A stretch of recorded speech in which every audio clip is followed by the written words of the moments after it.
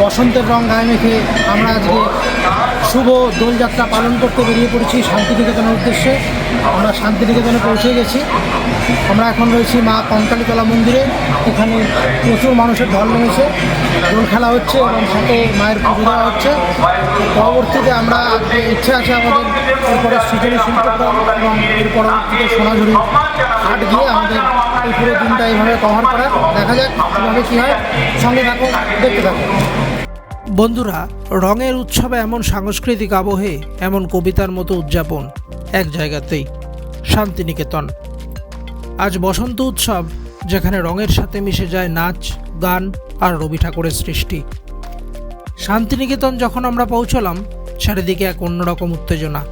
রাস্তার দুপাশে হলুদ শাড়ি, পাঞ্জাবি, ফুলের মালা, সবাই প্রস্তুত বসন্তকে বরণ করার জন্য।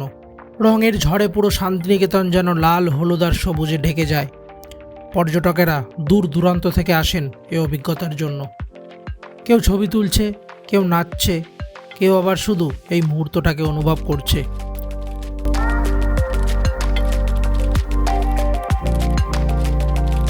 দোল উৎসবে শান্তিনিকেতনে আমাদের এবছরের সংযোজন বিখ্যাত শক্তিপীঠ মা কঙ্কালীতলায়ের মন্দির। চারিদিকে আবিরের রং, ভক্তদের প্রার্থনা আর মন্দিরের ঘণ্টার শব্দ, সব মিলিয়ে একটা অন্যরকম পরিবেশ। দেখে নিন।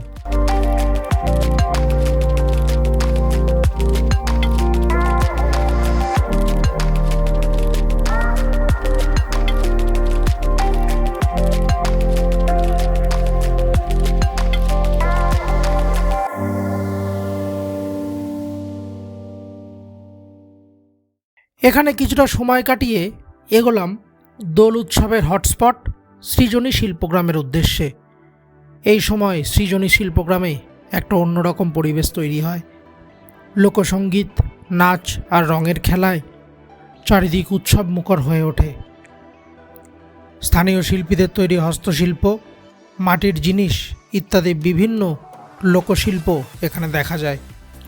রঙের সাথে সাথে এখানে অনুভব করা যায় বাংলার ঐতিহ্য আর সংস্কৃতির আসল সৌন্দর্য।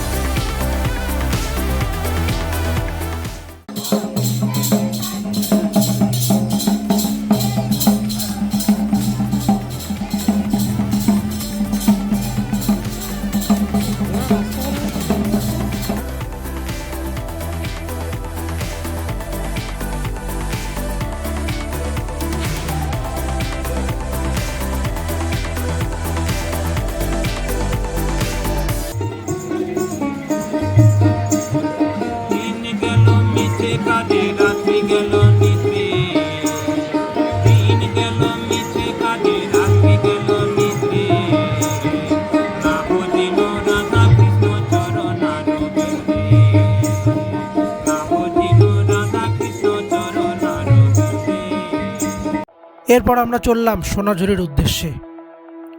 এবছর এখানে কোনো রকম উৎসব পালন হবে না সে কথা আগেই জানতাম, কিন্তু শান্তিনিকেতনে এসে সোনাঝুরি না যাওয়া মানে একটা অসম্পূর্ণতা। পর্যটকহীন সোনাঝুরি সবসময় দেখা হয় না। লাল মাটির রাস্তা আর সোনাঝুরির মাঝে আজকের এই রঙের দিনটা অনেক দিন মনে থেকে যাবে। শান্তিনিকেতনের বসন্ত উৎসব শুধু রঙের উৎসব নয়, এটা আধ্যাত্মিকতা, শিল্প আর সংস্কৃতিকে অপূর্ব মেলবন্ধন। কঙ্কালীতলার পরিবেশ থেকে সৃজনী শিল্পগ্রামের রঙিন উৎসব, সব মিলিয়ে এই বসন্ত উৎসব অভিজ্ঞতা সত্যি আনফরগেটেবল।